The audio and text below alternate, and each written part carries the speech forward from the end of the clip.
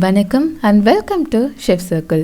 இன்றைக்கி நம்ம வீடியோவில் ரொம்பவுமே ஆரோக்கியமான சாமை கருப்பட்டி பொங்கல் எப்படி ரொம்ப டேஸ்ட்டாக செய்கிறதுன்னு தான் பார்க்க போகிறோம்.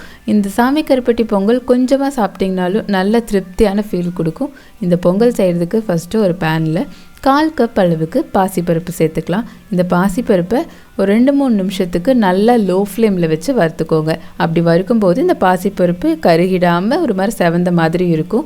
நீங்கள் வேணால் நல்லா பாசிப்பருப்பை ஃபஸ்ட்டே வாஷ் பண்ணிவிட்டு தண்ணியெல்லாம் வடிச்சிட்டு ஒரு ஸ்பூன் நெய்யில் வறுத்திங்கனாலும் நல்ல ஃப்ளேவர் இருக்கும். அதுக்கப்புறம் இதில் 1 கப் அளவுக்கு சாமை அரிசி சேர்த்துக்கலாம். சாமை அரிசி சேர்த்துட்டு இதை ஒரு 30 செகண்ட்ஸ்க்கு வறுத்துக்கோங்க. ரொம்ப நேரம் வறுக்கணும்னு அவசியம் இல்லை. அப்படி ரொம்ப நேரம் வறுத்திங்கன்னா அது ஒரு மாதிரி பொரிஞ்ச மாதிரி ஆயிரும். அதனால் ஒரு 30 செகண்ட்ஸ்லேருந்து 1 மினிட் நீங்கள் வறுத்திங்கன்னாவே இது நல்லா வறுபட்டுரும். இதையும் லோ ஃப்ளேமில் வச்சே வறுத்துக்கோங்க. இப்போ இந்த ரெண்டையும் நல்லா குக்கரில் மாற்றிட்டு நல்ல தண்ணி சேர்த்து ஒரு 2-3 டைம் வாஷ் பண்ணிக்கோங்க. வாஷ் பண்ணிவிட்டு இதில் 4 கப் அளவுக்கு தண்ணி சேர்த்துக்கோங்க. 1 கப் அரிசிக்கு 3 கப் தண்ணி சேர்த்துக்கோங்க. ஸோ பருப்புக்கு எல்லாம் சேர்த்து 4 கப் தண்ணி சேர்த்து இதை ஒரு 5 விசிலுக்கு தாராளமாக குக் பண்ணி எடுத்துக்கோங்க. மீடியம் ஃப்ளேமில் வச்சு குக் பண்ணிக்கோங்க. இப்போது விசில் இதோட ப்ரெஷர் கம்மியாகட்டும். அதுக்குள்ளே நம்ம கருப்பட்டியை ரெடி பண்ணிக்கலாம். இதுக்கு நான் 2 கப் அளவுக்கு பனங்கருப்பட்டி எடுத்திருக்கேன். நீங்கள் தென்னங்கருப்பட்டி எடுக்கிறீங்கன்னா 2 கப் தேவைப்படாது. 1.5 கப் சேர்த்துனீங்கன்னாவே அதோட இனிப்பு கரெக்டாக இருக்கும். பனங்கருப்பட்டி கொஞ்சம் ஸ்வீட்னஸ் கம்மியாக இருக்கும். அதனால் 2 கப் எடுத்துகிட்டு இதில் 1/4 கப் அளவுக்கு தண்ணி சேர்த்துக்கோங்க. அந்த கருப்பட்டி கரையிற அளவுக்கு தண்ணி இருந்தால் போதும்.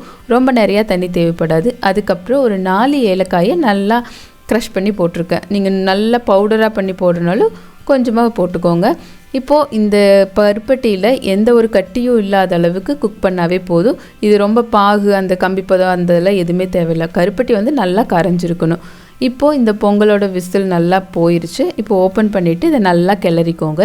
கொஞ்சம் கெட்டியாக இருந்தாவே இந்த கருப்பட்டி ஊற்றும் போது கரெக்டாக இருக்கும். ஸோ இது நல்லா மசிச்சு கிளறி விட்டுட்டு இதில் நம்ம கருப்பட்டியை வடித்து சேர்த்துக்கோங்க. கருப்பட்டியில் ஏதாவது டஸ்டெல்லாம் இருந்துச்சுன்னா இது போக்குறதுக்காக தான் நம்ம இந்த மாதிரி நல்லா கரைச்சி வடிகட்டி சேர்த்துறது. இப்போ இதை நல்லா மிக்ஸ் பண்ணி விட்டுறலாம். மிக்ஸ் பண்ணி விட்டுட்டு இதுக்கு தாளிப்பு ரெடி பண்ணிக்கலாம். அதுக்கு 3 டேபிள் ஸ்பூன் அளவுக்கு நெய் சேர்த்துக்கலாம். நெய் எந்த அளவுக்கு சேர்த்துறீங்களோ அந்த அளவுக்கு நல்லா இருக்கும் பொங்கல் உங்களுக்கு சாப்பிட்றதுக்கு. இது கூட கொஞ்சம் சூடானதுக்கப்புறம் 15 முந்திரி சேர்த்துக்கலாம். உங்களுக்கு முந்திரி நிறையா பிடிக்கும் அப்படின்னு சொன்னால் இன்னும் கொஞ்சம் அதிகமாக கூட சேர்த்துக்கலாம். முந்திரி லைட்டாக பொன்னிறமாக வரும்போது ஃப்ளேமை ஆஃப் பண்ணிவிட்டு இதில் ஒரு 10லேருந்து 15 திராட்சை சேர்த்துட்டு திராட்சையும் நல்ல பலூன் மாதிரி பொல்லி வந்ததுக்கப்புறம் இதை நம்ம ரெடி பண்ணி வச்சுருக்க கருப்பட்டி பொங்கலில் சேர்த்துக்கலாம். சேர்த்துட்டு நல்லா மிக்ஸ் பண்ணி விட்டுருங்க. அவ்வளோதாங்க. ரொம்ப ரொம்ப டேஸ்டான சாமை கருப்பட்டி பொங்கல் ரெடி ஆயிடுச்சு. ஸோ இந்த சாமை கருப்பட்டி பொங்கலை நீங்கள் செஞ்சு பார்த்துட்டு எப்படி வந்துச்சு அப்படின்னு சொல்லி உங்களோட ஃபீட்பேக் எனக்கு கமெண்ட்டில் சொல்லுங்கள். ப்ளஸ் உங்களோட சப்போர்ட் இல்லாமல் எதுவுமே பாசிபிள் கிடையாது. ஸோ இது வரைக்கும் நம்ம சேனலை நீங்கள் சப்ஸ்கிரைப் பண்ணலை அப்படின்னு சொன்னால் மறக்காமல் சப்ஸ்கிரைப் பண்ணுங்கள். கூடவே பக்கத்தில் இருக்கிற பெல் ஐக்கானையும் ப்ரெஸ் பண்ணுங்கள். அப்போ தான் நான் போகிற வீடியோஸோட நோட்டிஃபிகேஷன் உங்களுக்கு வரும். தேங்க்யூ ஃபார் வாட்சிங். Take care. பை.